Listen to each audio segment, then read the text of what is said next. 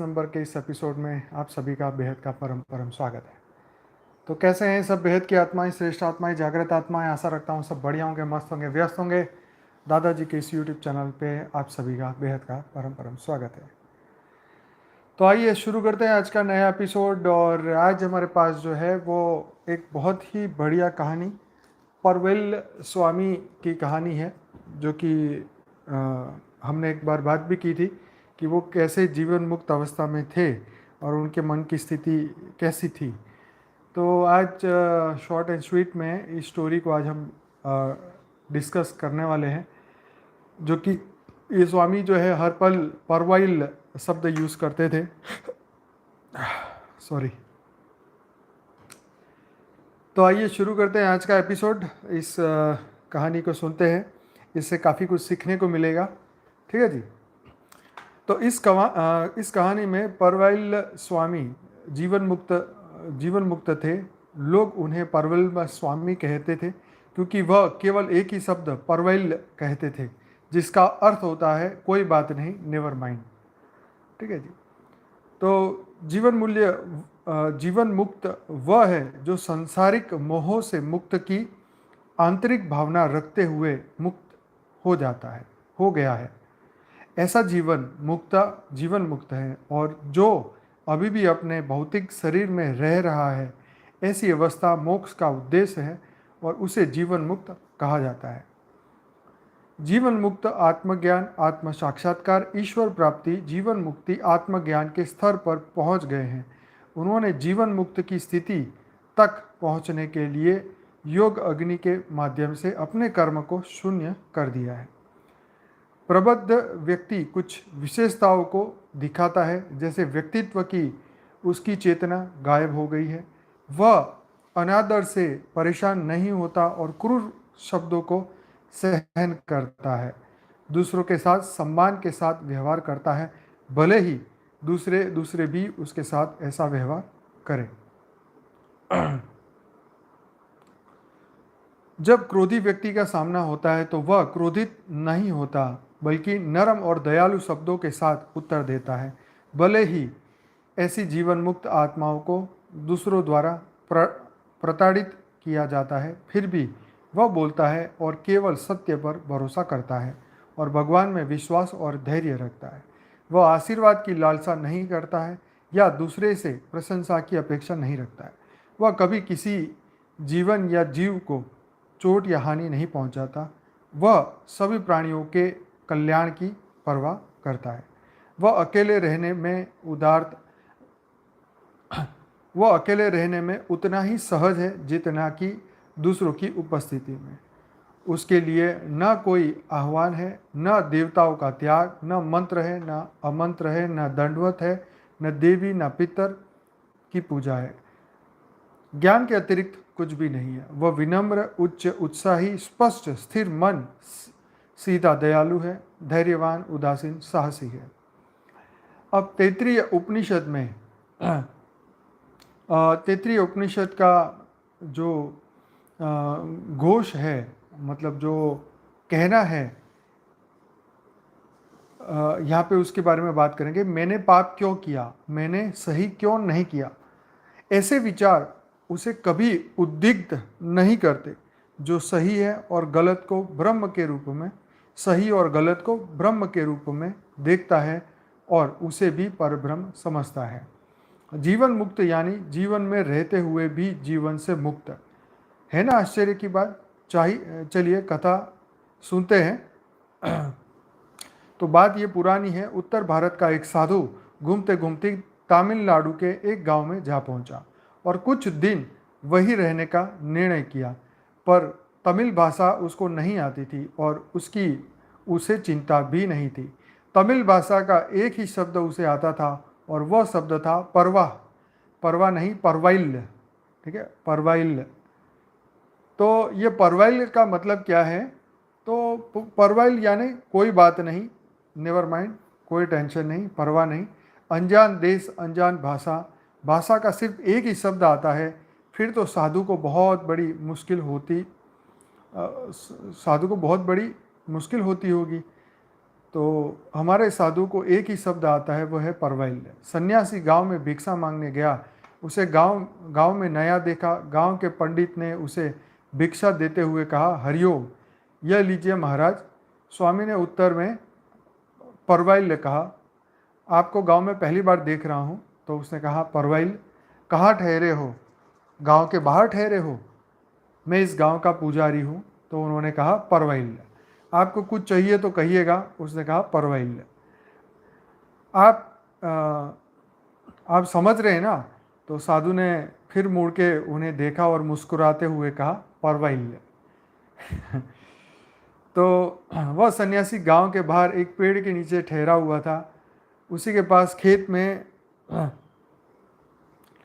तो वो सन्यासी गांव के बाहर एक पेड़ के नीचे ठहरा हुआ था। उसके आसपास के खेत में दो किसानों की लड़ाई हो रही थी किसी भी बात के लिए। तो वो उनसे लड़ते लड़ते उनके पास आए और उसने कहा कि भाई आप हमारा फैसला करिए। तो वो सिर्फ परवाइल परवाइल बोल रहे थे। तो उनको, वो खेडूत को, जो मतलब उनको गुस्सा आया कि भाई इनको कुछ समझ में आता भी है या नहीं, या ये हमारे से चीटिंग कर रहे हैं, या हमें उल्लू बना रहे हैं, या क्या चक्कर क्या है। तो तो वहाँ पे उन्होंने देखा कि ये पुजारी ने इन दोनों को लड़ते हुए देखा और ये स्वामी तो वहीं बैठे हुए थे। तो गांव के पुजारी ने उन दोनों को फटकारते हुए, मतलब उन्होंने वो परवैल्य स्वामी को परवैल्य स्वामी को उनसे लड़ाई करते हुए देखा। तो वो पुजारी ने उनको फटकारा और बोला कि अरे स्वामी जी को परेशान मत करो, उनको ये सब चीज़ें नहीं आती, तो उनसे ये सब बातें मत पूछो। तो फिर वहाँ से वो दोनों गुस्सा होके वो किसान चले गए और साधु साधु मुस्कुराते हुए परवैल बोलने लगे। तो ये बात हो रही थी कि ये जीवन मुक्त अवस्था है। जीवन मुक्त यानी जीते जी संबंधों और संसार से मुक्त, जन्म और मरण के चक्र से मुक्त। तो गांव वाले पंचायत में स्वामी जी के बारे में बातें करने लगी। उनके मुखिया बात करने लगे कि भाई ये स्वामी कौन है, कहाँ से आए हैं, और क्या ये ठग लग रहा है, या क्या मतलब इन्होंने जान के ये सब नाटक लिया है, नाटक किया है। किसी ने कहा कि नहीं भाई, हो सकता है कोई सिद्ध स्वामी हो जो जिन्होंने बाधा रखी हो बोलने का नहीं इस शब्द के सिवा। तो उन्होंने बोला कि भाई, पुजारी ने कहा कि भाई न जाने किस रूप में नारायण मिल जाए, तो हो सकता है स्वामी जी ने कोई संकल्प लिया हो, या कोई व्रत हो, या कोई सिद्धि हो।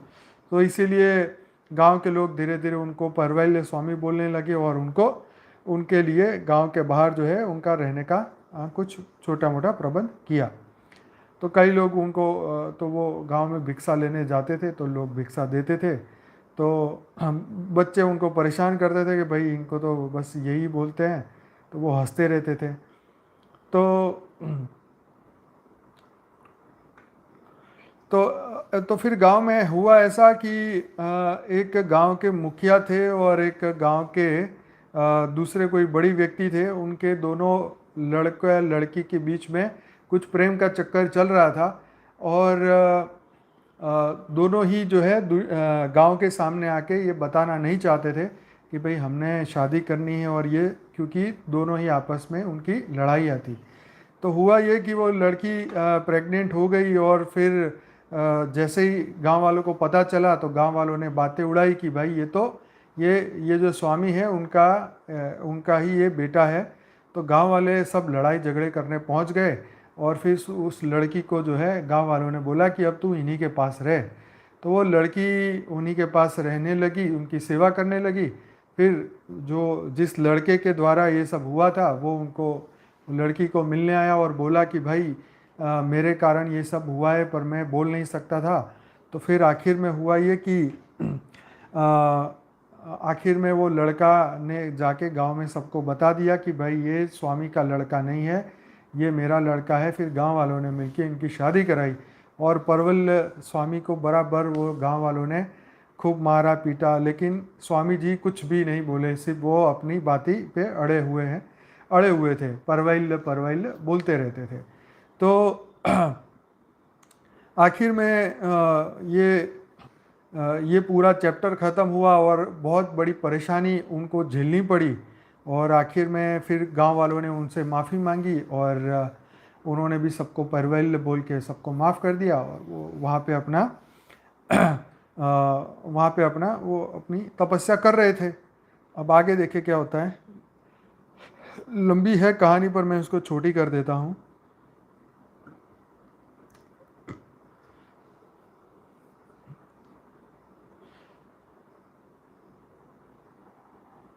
तो अभी जहाँ पे दो कैरेक्टर आपस में बात कर रहे हैं, तो एक का नाम सूत्रधार है और एक का नाम नटी है। तो यहाँ पे सूत्रधार जो है वो एक लाइन बोलते हैं बहुत बढ़िया। नटी डर और आशा सब कुछ ठीक हो जाने की अभिलाषा, इसलिए उसने डर में परवैल्य स्वामी का नाम ले लिया और जिससे साहूकार के बेटे के नाम सामने नहीं आया और धीरे धीरे ये मामला ठीक हो जाएगा। तो नटी बोली, पर यह संसार में कैसा विचित्र है। सूत्रधार, थोड़ी देर पहले जिसकी जय जय हो रही थी उसको बाद में मारने पर उतर आए गांव वाले। तो सूत्रधार बोले, इस परिवर्तनशील संसार को ही सच मानने वाले में परिवर्तनीय लोग हैं। नटी, वह जो नहीं है उसी उसी उसे ही सच मानते बैठे हैं। नटी बोली, पर परवल्य स्वामी को विरोध करना चाहिए था। परवल्य वो कहने लगे, परवल्य और कुछ नहीं कहा उन्होंने। यही तो जीवन मुक्त है नटी। जीवन मुक्त अपने आसपास हो रही घटनाओं से अप्रभावित रहता है। जीवन मुक्त को जान चुका आदमी अहंकार और उसके व्यवहार के प्रति उदासीन रहता है।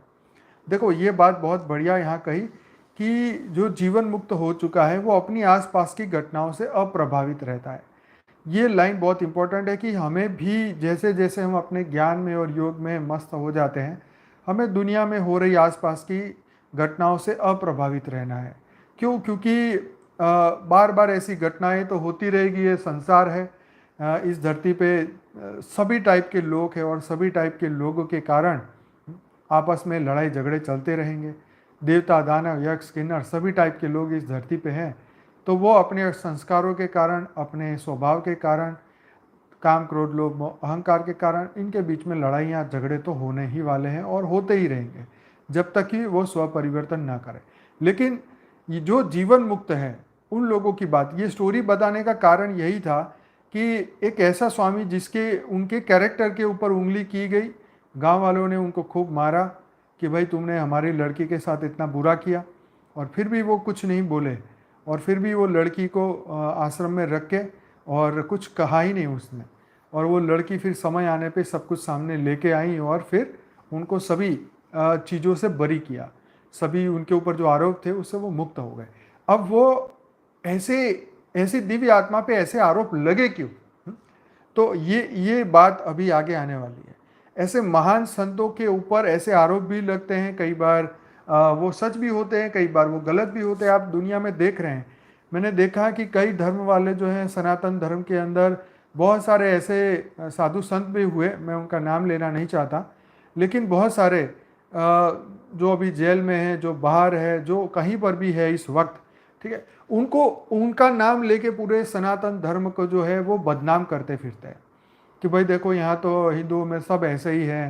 हाँ जी, चाहे वो जैन का हो, चाहे वो हिंदू का हो, सनातनी हो, कोई भी हो, कोई भी जाति का हो, कोई भी ब्राह्मण हो या कोई भी हो, फेमस हो या ना हो, हाँ, कोई भी संप्रदाय का हो, कोई भी कोई भी अखाड़े का हो या कहीं का भी हो।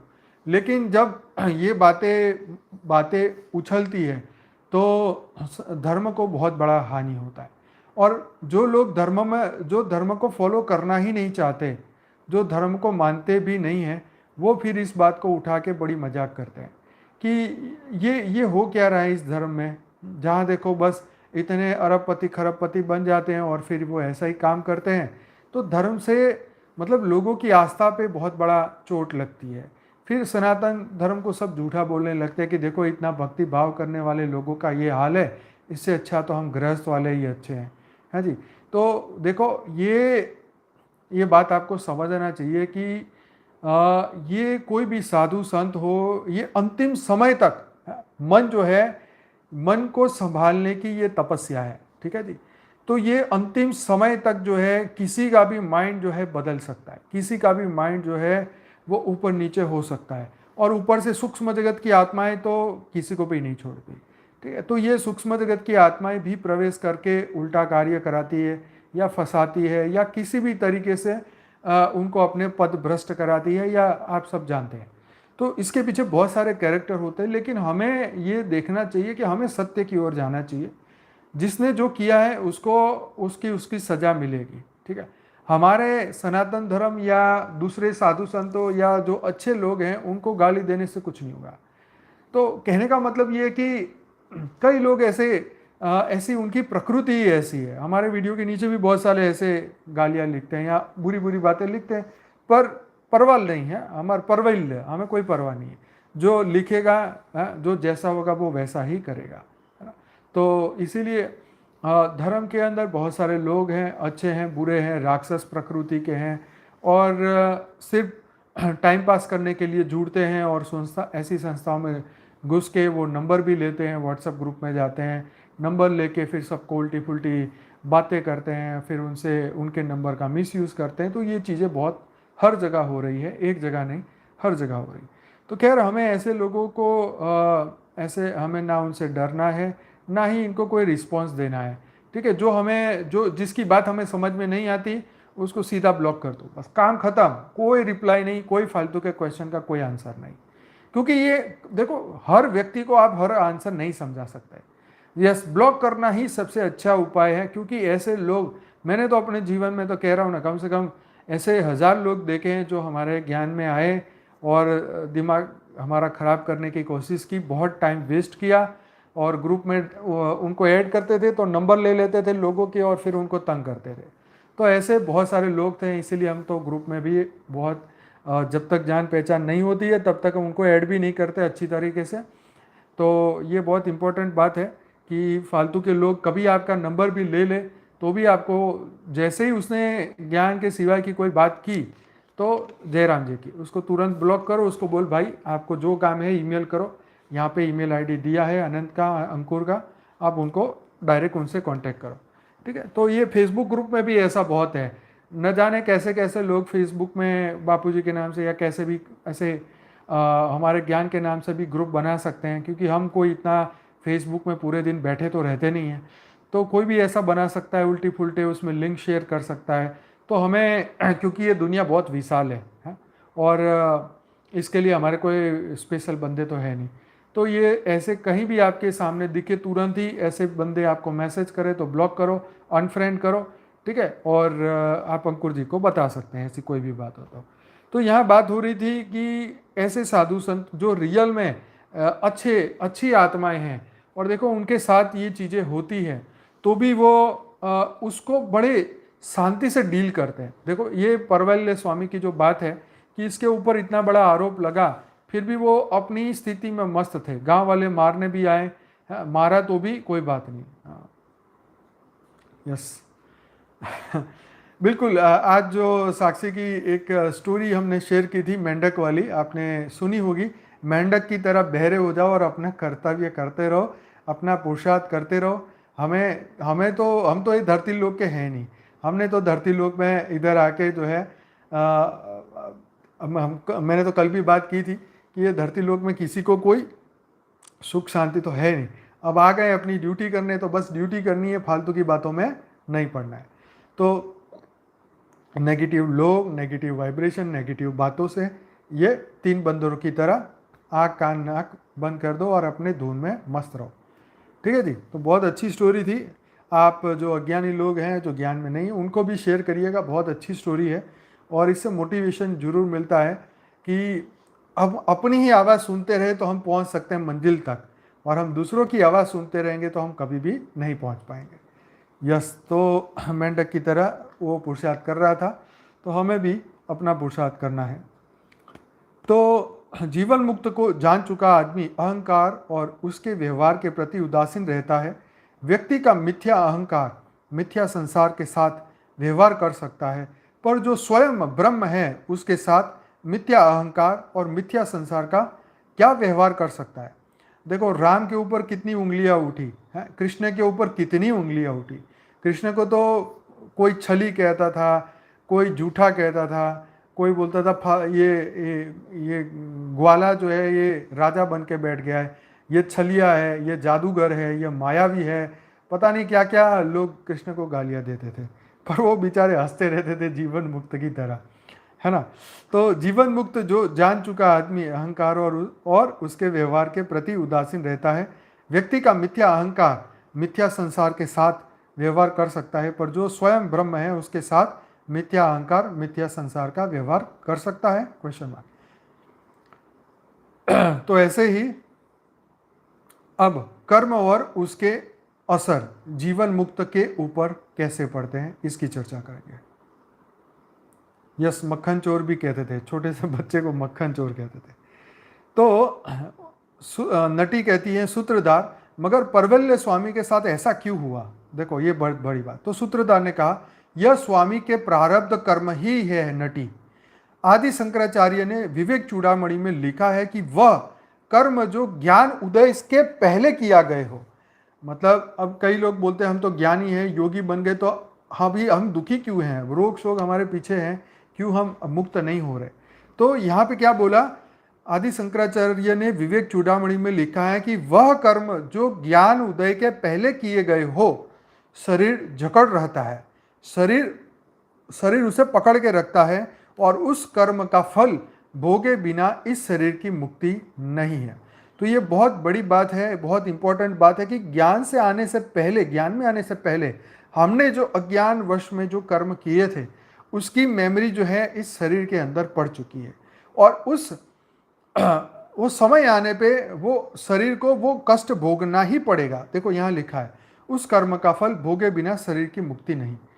तो नटी यह कर्म की बात कैसे आ गई सूत्रधार ने कहा नटी, हर व्यक्ति के जीवन में 3 प्रकार के कर्म होते हैं, संचित कर्म, प्रारब्ध कर्म और आगामी कर्म। व्यक्ति जो कर्म कर चुका होता है उसके फलों का संग्रह संचित कर्म कहलाता है। अतीत में किए गए कर्म जिन्होंने अब फल देना आरंभ किया है वो प्रारब्ध कर्म कहलाते हैं, और वर्तमान में जो हम कार्य करते हैं उसका फल हमें भविष्य में मिलेगा, उसे आगामी कर्म कहते हैं।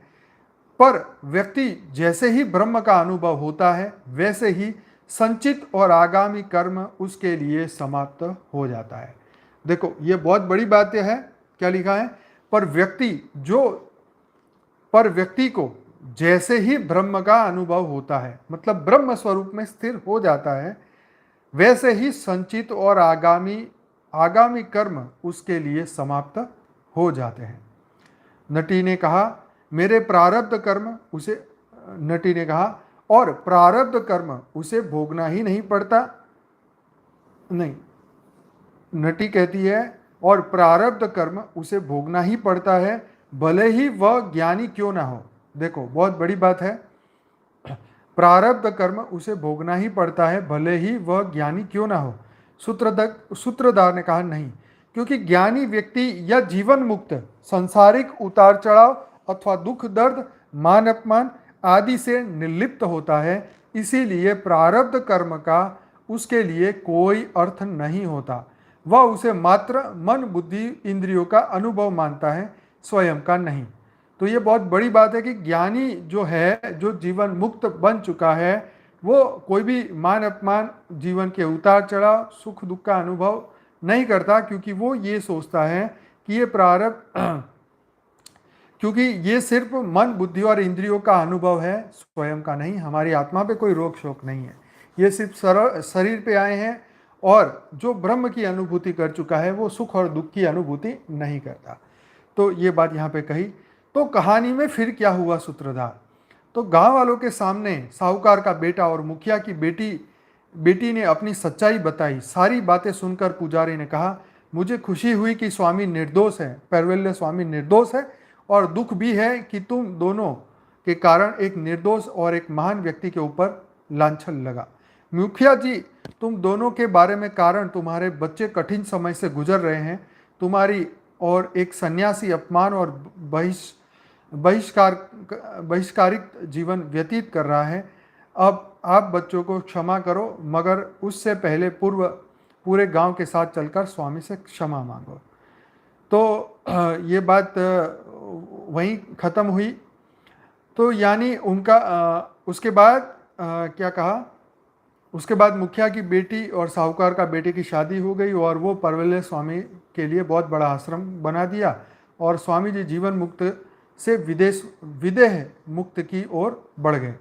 नटी ने कहा, यानी उनका देहांत हो गया। सूत्रधार ने कहा, जो ब्रह्म का अनुभव कर लेता है उसके लिए मिथ्या देह का होना ना होना कोई अर्थ नहीं रखता। देखो कितनी बड़ी बात कही है कि जो ब्रह्म का अनुभव कर लेता है उसके लिए मिथ्या देह का होना ना होना कोई अर्थ नहीं रखता। बहुत बड़ी बात है, बहुत बड़ी बात है। मतलब इसको अगर ज्ञानी समझता है इस बात को तो बहुत बड़ी बात है, ये छोटी बात नहीं है। यानी जैसे बहता बहता पवन अपना बहना त्याग कर सर्वव्यापक वायु के रूप में रहता है, उसी तरह जीवन मुक्त अपना देश को त्याग कर सर्वव्यापक ब्रह्म के रूप में रहता है, उसे ही विदेह मुक्ति कहते हैं। सुख दुख आनंद विषाद मान अपमान का अनुभव करते हैं। जीवन मुक्ति के प्रारब्ध कर्म समाप्त हो जाते हैं और जैसे ही प्रारब्ध कर्म अपना फल देना समाप्त हो जाते हैं वैसे ही जीवन मुक्त का शरीर भी समाप्त हो जाता है। ऐसे ही विदेही मुक्त इसे ही विदेह मुक्त कहते हैं। परंतु अज्ञान का अंतःकरण पहले जैसा ही स्थायी रहता है और सूक्ष्म शरीर के समाप्त होने पर भी दोबारा जन्म लेता है, जबकि ज्ञानी का सूक्ष्म शरीर सूक्ष्म तत्वों में मिल जाता है और दोबारा जन्म नहीं लेता। तो ये बहुत बहुत बड़ी बात है। यहाँ पे परवल्य स्वामी एक उदाहरण है, मगर ऐसे कई जीवन मुक्त हैं जो समाज में रहते हैं और उनके कल्याण के लिए परिश्रम करते हैं, मगर कार्यरत रहते हुए भी वे निर्लिप्त और अछूते रहते हैं। चाहे वह समाज में रहे या न रहे, अछूतापन अप्रभावित रहता है। यही जीवन मुक्ति है। आदि शंकराचार्य ने भज गोविंदम में जीवन मुक्त के संबंध में कहा है कि उन्होंने कहा है कि उसे योग में रमने दो, उसे भोग में रमने दो, उसे भीड़ में आनंद में रहने दो, उसे एकाकी रमणी दो, वह उसे एकाकी रमणी दो, वह जो ब्रह्म में रमा है वह निश्चित ही आनंद पाता है, वह अकेले ही आनंद पाता है। तो इस श्लोक का जो सार है वह है एक बाहरी दुनिया और एक आंतरिक दुनिया। हम बाहरी दुनिया पर ध्यान केंद्रित करते हैं, लेकिन जो हमारे जीवन को प्रभावित करता है वह विचारों और भावनाओं की आंतरिक दुनिया है। आंतरिक दुनिया को बदलने के लिए सबसे महत्वपूर्ण है, कोई बाहर से दिखा सकता है कि वह शांत है, लेकिन दुखी हो सकता है। जब मन शांत ना हो हम दुनिया में नहीं रहते, हम अपने दिमाग में रहते हैं और हमारे दिमाग हमारे अतीत में रह रहा है, तो हमारा वर्तमान हमारे अतीत का विस्तार है। ऐसा मन कुछ भी नया या कालातीत ब्रह्म नहीं देख सकता। तो बिल्कुल सही है कि जब हमारा मन अशांत होता है तो हमारा जो पुरानी बातों पे ही हमारा पूरा फोकस रहता है और उसी के कारण जो है हम वर्तमान में होते हुए भी भूतकाल में जीते हैं और नए कर्म अच्छे कर्म नहीं कर सकते और ब्रह्म की ओर ध्यान नहीं लगा सकते। ये बात यहाँ बताई। उन लोगों के लिए जो पहले से ही आध्यात्मिक पथ पर है, हमें यह समझना चाहिए कि समय विचार की अभिव्यक्ति है और विचारों के बीच विचार रहित रहना है तो कालातीत है। जब हम विचारों के बीच उस अंतराल में प्रवेश करते हैं, हम मन से परे एक अव्यस्त अवस्था देखते हैं जो हमें मुक्त कर देती है। तो गोविंद को खोजो हे मूर्ख मन, गोविंद को सोचो। तो ये बात थी यहाँ पर। परवल्य स्वामी ब्रह्म थे और ईश्वर भी ब्रह्म है। वास्तव में सब कुछ वह शुद्ध पर ब्रह्म परमेश्वर से सृजित हुआ है और उसी में ही समावित हो जाता है। वास्तव में हम सब ब्रह्म का अंश है, परंतु हमारा मन हमें सबसे अलग व्यक्ति होने का अनुभव देता है। परवल्य स्वामी अपने मन अर्थात मैं की अनुभूति के तल से कहीं ऊपर उठ चुके थे, इसीलिए उनको सुख दुख मान अपमान लोभ मोह जैसी मानसिक भावनाओं से मुक्ति प्राप्त थी, वो साक्षात ब्रह्म थे।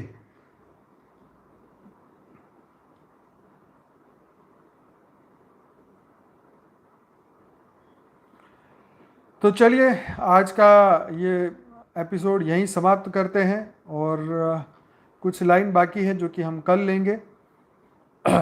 ठीक है जी। तो परवल्य स्वामी की तरह सभी यस निरसंकल्प अवस्था सब बनाएं, बढ़ाएं, और जैसे जैसे हम आगे बढ़ते जाएंगे वैसे वैसे हमारे ज्ञान और योग के कारण हमारी मन की अवस्था बदलेगी, हमारी बुद्धि बदलेगी, हमारे संस्कार बदलेंगे, आसपास की चीज़ों से हम अपने आप को मुक्ति की ओर ले जाएंगे, जीवन मुक्ति की ओर ले जाएंगे। ये तो हर एक के साथ होगा, आज नहीं तो कल होगा, कल नहीं तो परसों होगा, लेकिन जिसके अंदर ज्ञान का बीज है और जो धीरे धीरे कर्म को ख़त्म करने की ओर जा रहे हैं, जिस कर्मातीत स्टेज की ओर जा रहे हैं, वो एक न एक दिन जो है वो विदेही अवस्था को जरूर प्राप्त करेंगे।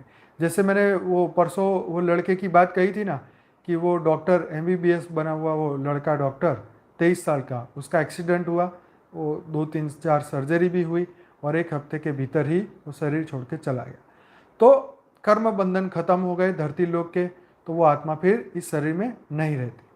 तो जिसके पास गोल है, जो संकल्प करता है कि मुझे विश्व कल्याण के लिए जीना है, तो वो जीवन में रह सकता है। बाकी जो लोग जिनके कर्म बंधन खत्म होते जाते हैं, खत्म होते जाते हैं, वो धीरे धीरे अपने लोक में वो वापिस चला जाता है, जहाँ से वो आया है वो वापिस वहाँ चला जाता है। तो ये कब जाएगा, कैसे जाएगा, किस तरीके से जाएगा, ये सामान्य मनुष्य तो कभी जान नहीं पाएगा। ये तो मैंने आपको जो बात कही थी वो तो बहुत बड़ी बात थी, और बड़ी बड़ी ही रोचक थी वो बात, लेकिन एक सामान्य मनुष्य कभी नहीं समझेगा। खैर, कोई समझे ना समझे, उससे जो है सत्य से कुछ छुपा नहीं है।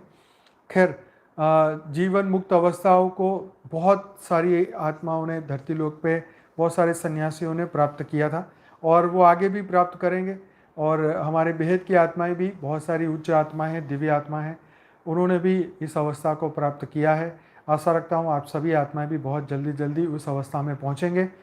तो यस, निष्काम कर्म करना शुरू करिए। किसी भी जीवन मृत्यु, अच्छी बुरी, कोई भी बातों का कोई भय अपने मन में ना रखे।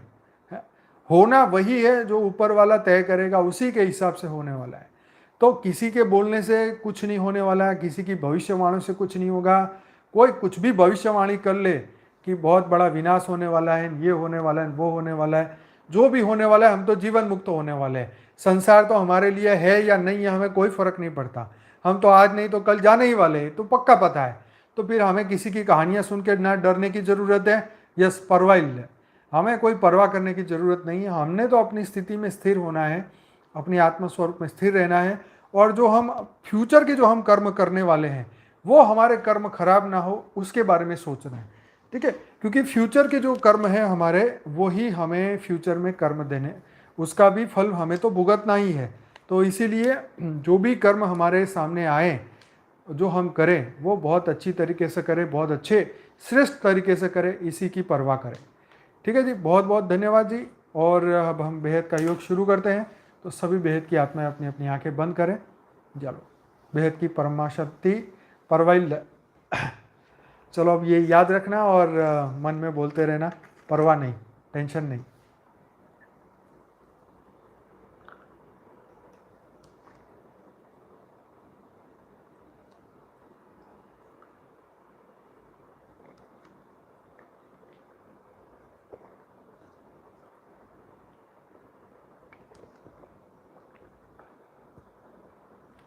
हमारे आश्रम में एक मुझे याद है, एक भाई रहते थे 20 साल पुराने, 20 साल पहले। वो अब तो ज्ञान छोड़ के जा चुके हैं। शायद उनका नाम नागराज भाई ऐसा कुछ था। तो वो भी जब भी, वो तो मैं उस वक्त तो बहुत छोटा था, 20 साल पहले। तो जब भी, क्योंकि उनको भी भाषा बहुत अच्छी आती नहीं थी, और हमारी भी हिंदी इतनी अच्छी नहीं, और उनको हिंदी तो आती ही नहीं थी, तो वो भी वो बोलते थे परवाह नहीं, परवाह नहीं। तो ये परवैल्य नाम से उनकी याद आ गई। चलिए, बहुत अच्छी बात है। अब हम अपने बेहद के योग की ओर चलते हैं। बेहद की परम शांति, सभी बेहद की आत्माएं अपनी अपनी आंखें बंद करें। परम लाइट, परम प्रकाश की अनुभूति करनी है, आत्मस्वरूप को जगाना है, परम परम महाशांति की अवस्था में आना है।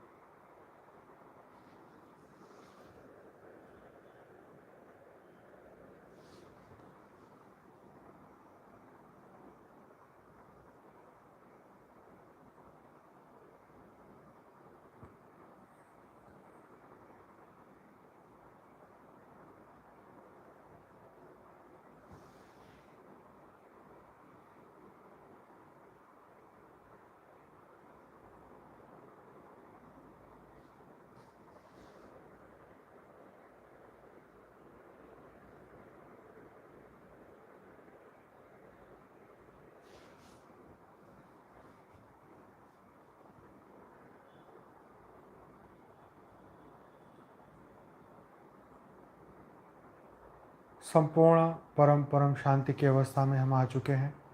हमारा संपूर्ण मन परम परम परम शांत हो चुका है। परम शांति की अवस्था में हम आ चुके हैं। परम लाइट परम प्रकाश की अवस्था में हम आ चुके हैं। हमारा स्थूल शरीर, सूक्ष्म शरीर, कारण शरीर, महाकारण शरीर परम लाइट परम प्रकाश का बन चुका है। हम सब जीवन मुक्त बन चुके हैं।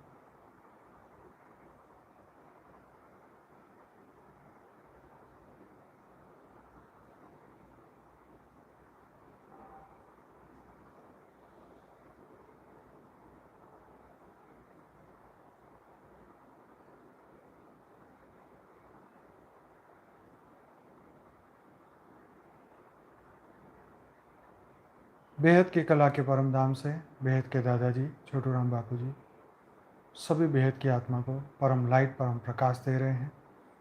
परम परम परम महाशांति दे रहे हैं।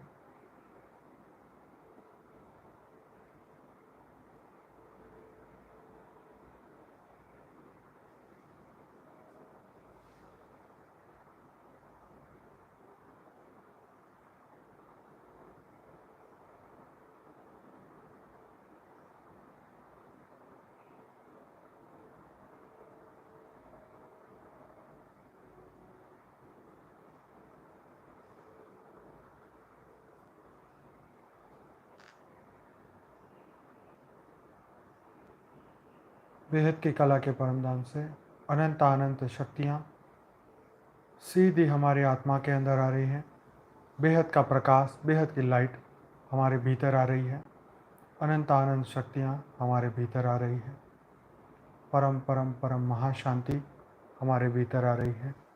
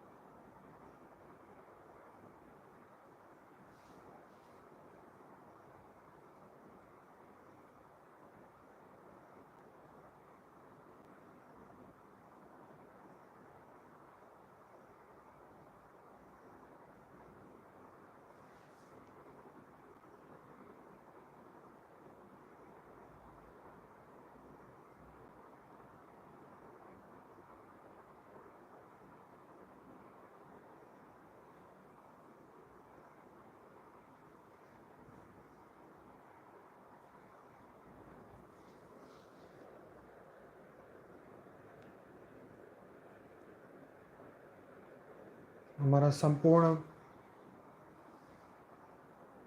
आत्मा की संपूर्ण अवस्था परम प्रकाश परम लाइट की बन चुकी है। हमारा घर लाइट हाउस बन चुका है। पूरा परम प्रकाश परम लाइट पूरे घर में आ चुका है। परम महाशांति के वाइब्रेशन पूरे घर में आ चुके हैं। हमारे शरीर के 100 ट्रिलियन सेल्स परम लाइट परम प्रकाश के बन चुके हैं। परम लाइट परम प्रकाश हमारे भीतर आ चुका है। परम परम महाशांति के वाइब्रेशन हमारे भीतर आ चुके हैं। पूरा विश्व, पूरी दुनिया, पूरी पृथ्वी, पूरा ब्रह्मांड परम प्रकाश, परम लाइट का बनता जा रहा है। सभी दिव्य आत्माएं, परम प्रकाश की आत्माएं, परम लाइट की आत्माएं बनती जा रही हैं।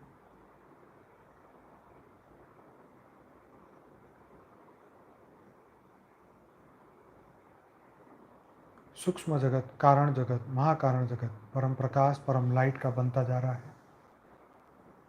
33 कोटि देवताएं जागृत होते जा रहे हैं। सबके भीतर परम लाइट, परम प्रकाश आ रहा है। परम परम परम महाशांति आ रही है।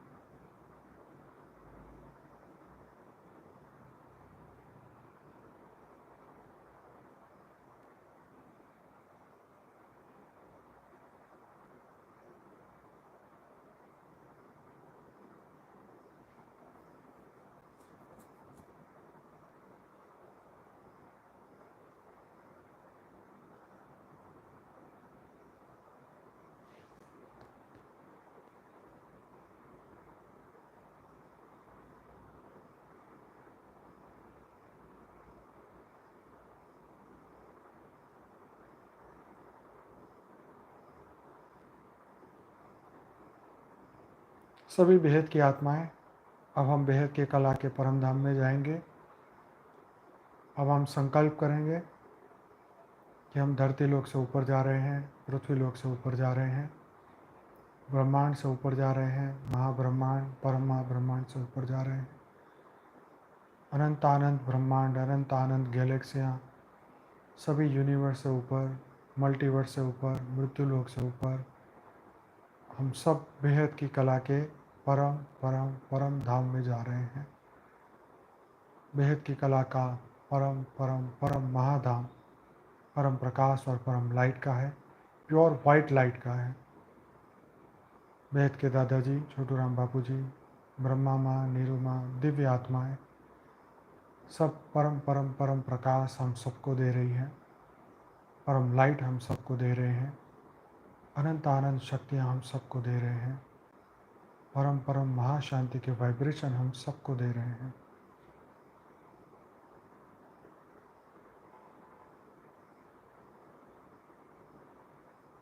और इस सभी शक्तियों को हम विश्व कल्याण के लिए, पूरे मल्टीवर्स जो मृत्यु लोक बन चुका है उसे अमर लोक बनाने के लिए, सभी जीवों के कल्याण के लिए, सभी आत्माओं के कल्याण के लिए, सबको परम परम महाशांति प्राप्त हो, इसलिए इन सभी पावर को, शक्तियों को पूरे मल्टीवर्स में संकल्प कर रहे हैं। पूरा मल्टीवर्स अमर लोक बन रहा है। सभी जीव, जितनी भी आत्माएं हैं, सब परम प्रकाश, परम लाइट की बनती जा रही है। सबको परम परम परम महाशांति के वाइब्रेशन मिल रहे हैं। सभी मिल के मृत्यु लोक को अमरलोक बना रहे हैं।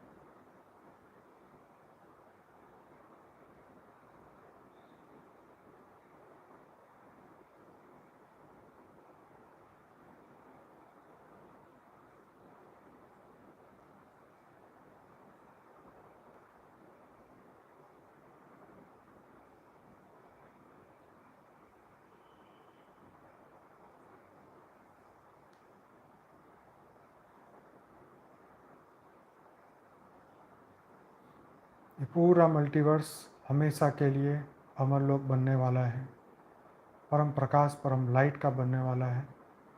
यही वाइब्रेशन पूरे समस्त मल्टीवर्स में पहुंचाइए। ये दुनिया बहुत जल्दी बदलने वाली है। मृत्युलोक अमरलोक बनने वाला है। जल्दी से जल्दी 33 कोटि देवताएं जागृत होने वाले हैं। सभी दिव्य आत्माएं पूरे मृत्युलोक को अमरलोक बनाने के लिए तैयार हैं। बेहद की कला के परम धाम से अनंत अनंत शक्तियाँ पूरे मल्टीवर्स को अमरलोक बनाने में लगी हुई हैं।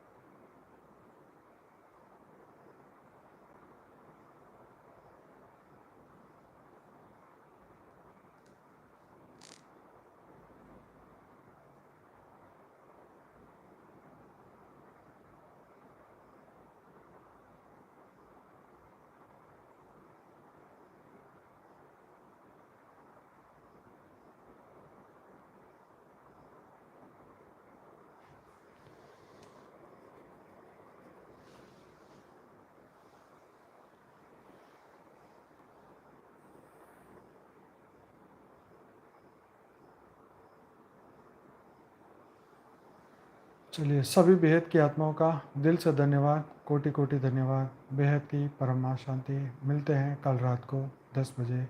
बेहद की परम शांति।